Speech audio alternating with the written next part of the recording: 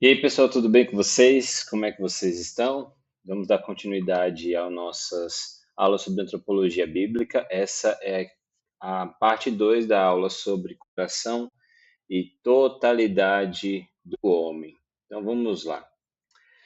Para aconselhar biblicamente, é essencial compreender corretamente quem é o ser humano segundo as Escrituras, né? A gente já falou disso algumas vezes, mas vale a pena relembrar. Tem muitas abordagens de aconselhamento que partem de uma visão fragmentada do homem. Algumas tratam apenas da dimensão psicológica ou focam exclusivamente no corpo, enquanto outras consideram apenas fatores sociais. Contudo, a Bíblia ela apresenta uma visão mais completa, né? O ser humano foi criado por Deus como uma unidade integral na qual diferentes aspectos da existência estão profundamente interligados. Então, corpo, mente, emoções, vontade e vida espiritual, elas não são compartimentos isolados, mas parte de uma única pessoa criada à imagem de Deus. Meus irmãos, essa visão ela é fundamental para o conselheiro bíblico, porque quando os problemas humanos são analisados a partir de uma dimensão da vida, as soluções oferecidas elas vão acabar sendo superficiais. Então, o aconselhamento bíblico ele precisa levar em consideração a totalidade da pessoa, pois os problemas e as mudanças verdadeiras envolvem toda a vida humana, ok? Sabendo disso, ao estudar a totalidade do ser humano, a teologia cristã ela também procura explicar como as diferentes dimensões da pessoa se relacionam entre si. Então, ao longo da história da igreja, duas formas principais de compreender a constituição do ser humano, elas foram discutidas, a dicotomia e a tricotomia. Essa discussão ela não é meramente acadêmica, ela influencia diretamente a maneira como compreendemos a vida espiritual, a natureza do pecado e até mesmo o processo de mudança da vida humana. Por isso, o conselheiro bíblico ele tem que ter uma compreensão bem clara desses conceitos. Então, nós vamos falar primeiro sobre a tricotômica do homem, né? Essa posição é que o homem ele é composto de três partes distintas: corpo, alma e espírito. Segundo essa visão, o corpo ele corresponde à dimensão física da existência, a alma estaria relacionada à mente, emoções e vontades, e o espírito seria a parte do ser humano que se relaciona diretamente com Deus. E esse pensamento, alguns intérpretes desse pensamento apontam para algumas passagens bíblicas que mencionam esses três termos juntos. Um dos mais citados é esse de 1 Tessalonicenses 5:23. O mesmo Deus da paz vos santifique em tudo, e o vosso espírito, alma e corpo sejam conservados, íntegros e irrepreensíveis na de nosso Senhor Jesus Cristo. Um outro texto que é frequentemente mencionado é esse de Hebreus 4:12, porque a palavra de Deus é viva e eficaz e mais cortante do que qualquer espada de dois gumes e penetra até o ponto de dividir alma e espírito juntos e medulas e é apta para discernir os pensamentos e propósitos do coração. Então, a partir de textos como esses, alguns concluem que o ser humano possui essas três partes distintas. Porém, quando a gente analisa o ensino geral das escrituras, a gente percebe que os termos alma e espírito, eles são usados muitas vezes de maneira intercambiável para falar da mesma realidade interior do espírito, melhor, mesma realidade interior do ser humano. A outra visão que nós temos é a visão dicotômica do homem. Essa posição ela é conhecida como dicotomia, e qual que é a ideia dela? É dividir o homem em duas dimensões fundamentais, corpo e alma ou espírito. Aqui a compreensão de alma e espírito, elas não são duas substâncias separadas, mas duas maneiras de descrever a dimensão espiritual ou interior da pessoa. Obviamente, existem vários textos também que defendem essa ideia. Por exemplo, Lucas 1, do verso 46 ao 47. Então disse Maria: minha alma engrandece ao Senhor e o meu espírito se alegrou em Deus, meu Salvador. Esse de Maria, por exemplo, alma e espírito aparecem em paralelo, expressando a mesma realidade interior de adoração. Por exemplo, aparece nas palavras de Jesus na cruz. Lá em Lucas 23:46, Jesus clamou em alta voz e disse: Pai, nas tuas mãos entrego o meu espírito, e dito isso, expirou. Em outras passagens semelhantes, a vida interior da pessoa ela é descrita como alma. Isso mostra que as escrituras elas utilizam diferentes termos para descrever a dimensão espiritual da pessoa, sem necessariamente indicar partes separadas. É por essa razão que muitos teólogos entendem que a Bíblia apresenta o ser humano como possuindo uma dimensão material, corpo, e uma dimensão imaterial, alma ou espírito. Independentemente de como se interprete a distinção entre alma e espírito, um ponto é claro nas escrituras. O ser humano ele foi criado como uma unidade profunda entre corpo e vida interior. Por isso, nós defendemos a unidade psicossomática do ser. Porque a Bíblia ela não apresenta o corpo como uma prisão da alma ou apenas como um veículo, e também não trata a vida espiritual como se fosse separada da existência física. Aliás, esse ponto de vista era o ponto de vista que era acreditado pelos filósofos da época de Paulo, pelos ensinamentos gnósticos que Paulo e outros apóstolos enfrentaram na época da igreja, né, logo após a ressurreição de Cristo Jesus. Aliás, é pelo contrário, o ser humano é descrito como uma unidade psicossomática, ou seja, uma unidade que envolve dimensões físicas e espirituais e que elas são inseparáveis. Elas são, na verdade, muito conectadas. E isso significa que o corpo e a vida interior, elas influenciam-se mutuamente. Por exemplo, a escritura ela mostra que experiências espirituais elas podem produzir efeitos físicos. O salmista ele vai descrever em sua angústia espiritual a seguinte coisa, no Salmo 33, versos 3 ao 4. Enquanto calei os meus pecados, envelheceram os meus olhos, os meus constantes gemidos todo o dia, porque tua mão pesava dia e noite sobre mim, e o meu vigor se tornou em sequidão de estio. Aqui nesse texto, o sofrimento espiritual do pecado não confessado está produzindo efeitos físicos intensos. Por outro lado, condições físicas elas também podem influenciar a experiência emocional e espiritual da pessoa. Pode influenciar em cansaço, dor ou alguma doença, pode afetar profundamente o modo como alguém reage às circunstâncias da vida. Essa interdependência revela que o ser humano ele não pode ser compreendido corretamente se a gente separar artificialmente desculpa, corpo e vida interior. Eu já mencionei vocês uma experiência pessoal em que eu fui orientado em relação à minha saúde, obviamente influenciava. Eu não sei se eu já mencionei para vocês, de aula eu sei que sim, mas aqui eu não sei. Mas isso, por exemplo, esse texto, aliás, ele é compreendido teologicamente como uma doença armatiogênica. O que isso significa? Armatiogênica é gerada pelo pecado. Como é bem simples. Essa pessoa, ela pecou. Armatio é de pecado. Ela pecou. A angústia, o sofrimento por conta desse pecado, não confessado, não tratado, não curado biblicamente, vai gerar da pessoa alguma exposição no seu corpo, algo que vai afetar o seu corpo, ok? E aí nós temos algumas implicações para o aconselhamento bíblico. E a primeira delas é compreender a unidade psicossomática do ser humano, porque ela é extremamente importante para o conselheiro bíblico. Recentemente a gente teve que lidar aqui com uma situação em que uma pessoa ela tinha sofrido alguns derrames, vivia à base de remédios e tinha um vício. E aí a maneira como nós compreendemos a vida dessa pessoa não podia não levar em consideração isso. Ou seja, uma pessoa que há mais de 30 anos vive viciada em uma determinada substância, já passou por 3 derrames e que vive à base de remédios, ainda mantendo o vício, ela não pode ser olhada apenas no sentido, olha, tem um encosto, tem um demônio, é uma opressão maligna e tudo mais. Pode ser que essas coisas estejam influenciando? É possível.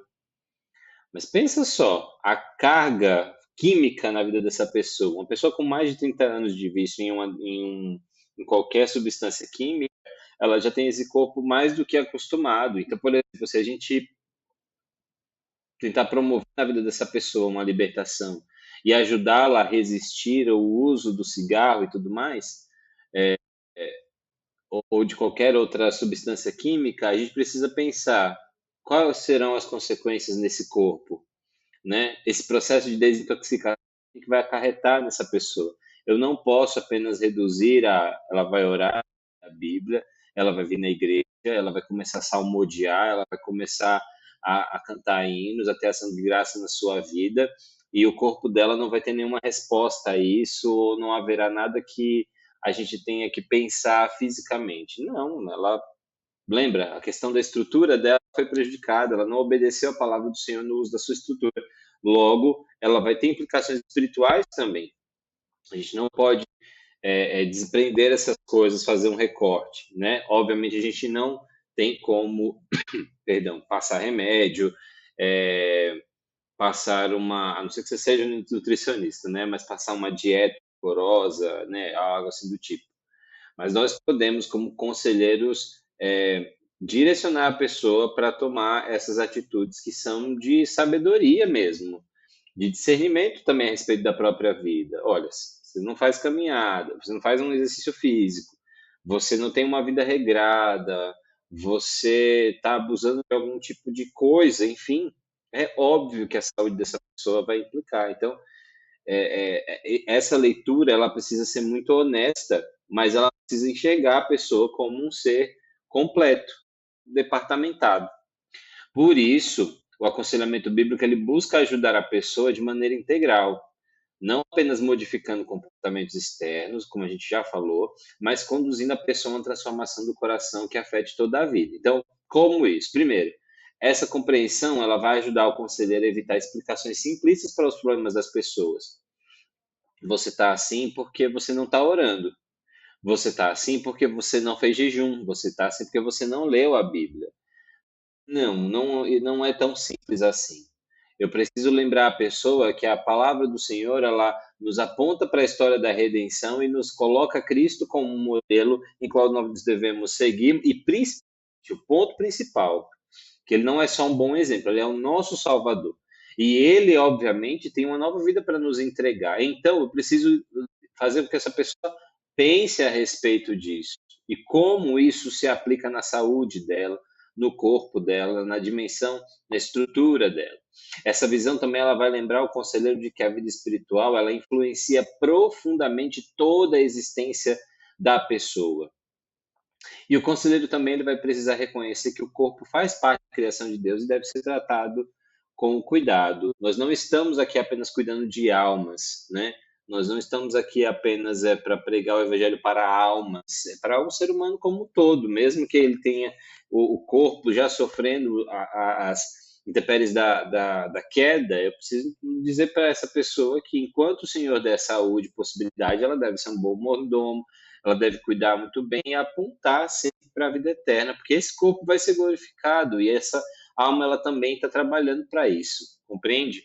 Senão, a gente continuaria falando apenas com as pessoas preocupadas na espiritualidade dela e não ligando para aquilo que elas fazem com o corpo dela. A gente aceitaria vícios, aceitaria pessoas usando seus corpos para os seus próprios prazeres, a gente veria, teria que deixar as pessoas usarem, por exemplo, o tipo de roupa que elas quiserem. Eu falo deixar assim, no sentido de não se importar, porque elas fazem o que elas quiserem, né? Obviamente, elas têm essa possibilidade. Mas nós nos preocupamos com o ser humano de modo integral exatamente porque é a mesma preocupação do Senhor, né? Ele cria o homem do pó da terra e sopra nele o fôlego de vida. Então, obviamente, o Senhor tem uma preocupação integral.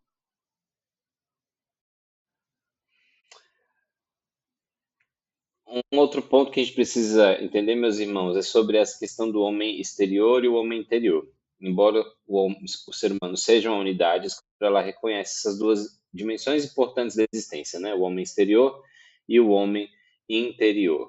O homem exterior refere-se à vida física, às circunstâncias da existência, e o homem interior refere-se à vida espiritual da pessoa, aquilo que a Bíblia frequentemente chama de coração. A gente já falou bastante sobre isso.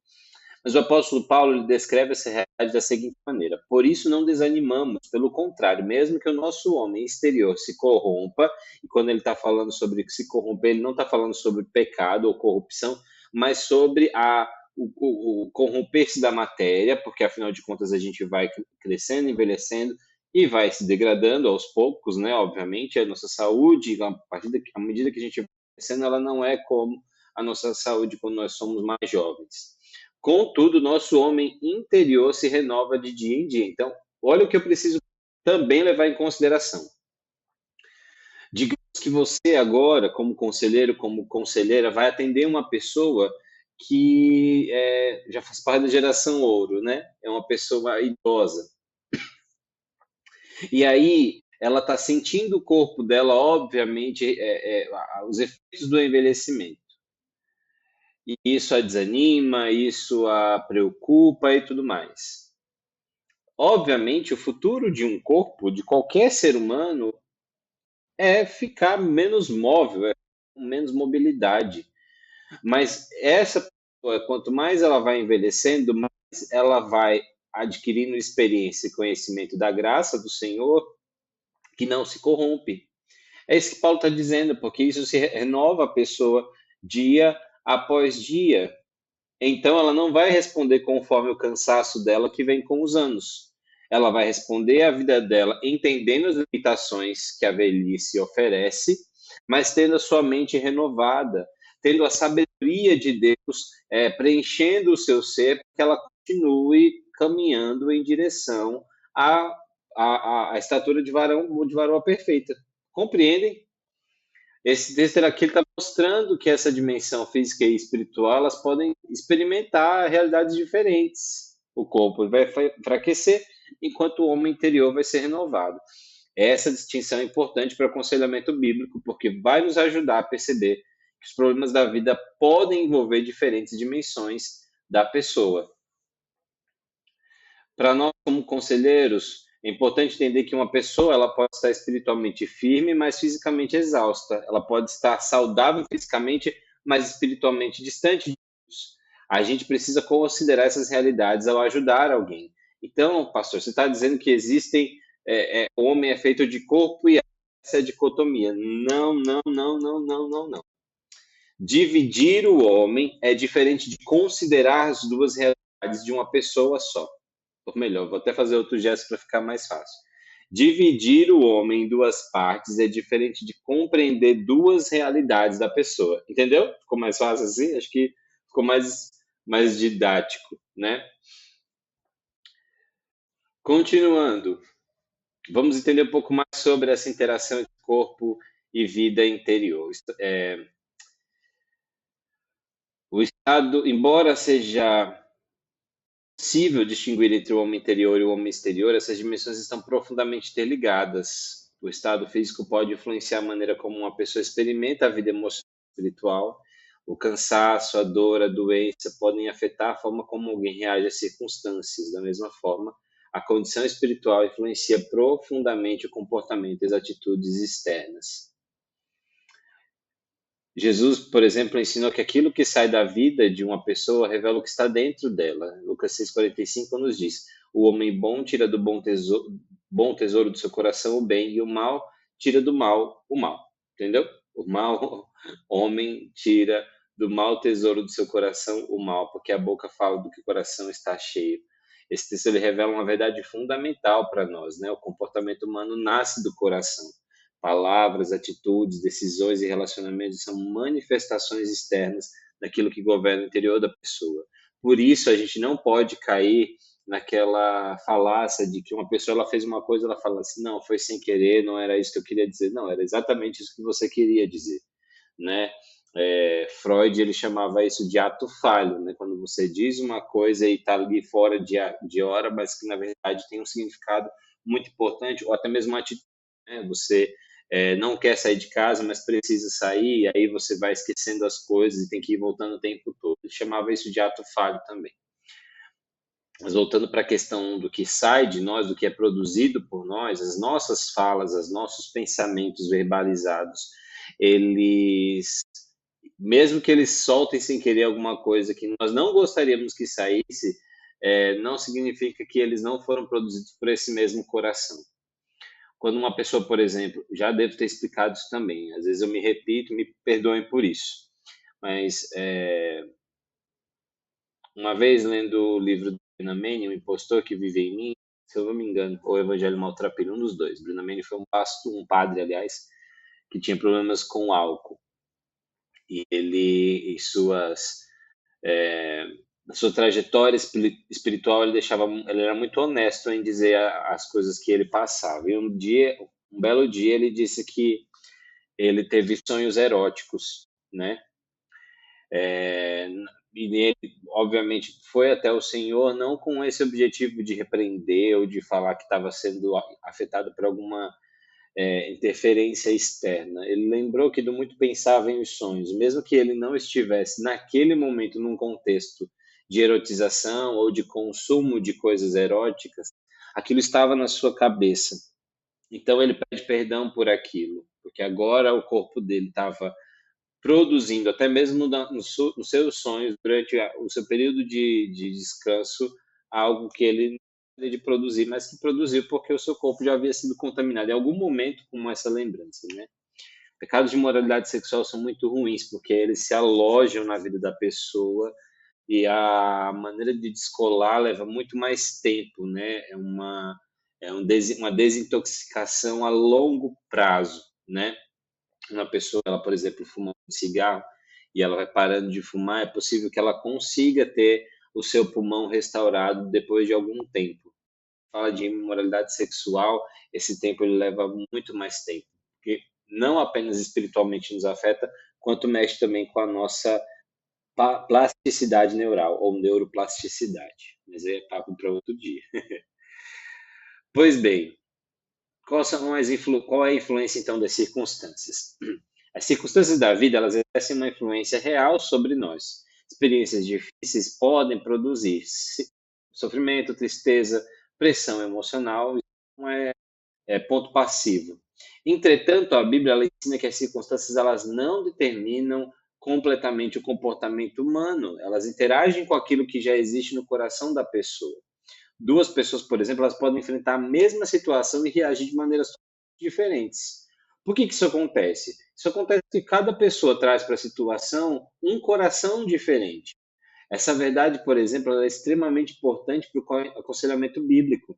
Se o comportamento fosse determinado apenas pelas circunstâncias, a mudança dependeria apenas de alterar as situações externas. E não é assim que funciona.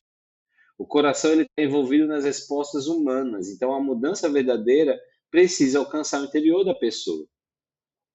Recentemente eu ouvi um podcast sobre um caso de um assassinato de um rapaz, estudante de. Não vou lembrar do que ele era estudante, mas eu lembro que ele estudava na USP e foi assassinado com 7 tiros. O caso chamou muita atenção da mídia como um todo, né? Se eu não me engano, foi começo dos anos 2000. E aí, eu estava ouvindo um podcast que falava sobre o crimes e sobre a punição desses crimes. A mãe desse rapaz, por exemplo,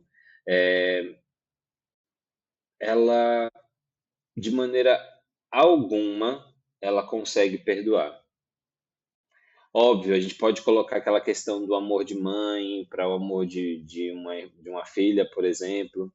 Mas a irmã, por exemplo, desse rapaz, tá, voltando. A mãe do rapaz que foi assassinado, ela não gostaria de encontrar nenhum dos assassinos e muito menos a família dos assassinos, porque isso faria com que ela ou sofresse muito mais ou ela avançasse em alguém. Ela fala isso, né? E ela fala mesmo do desejo de vingança, de que morram e tudo mais, ou que tenham uma punição que seja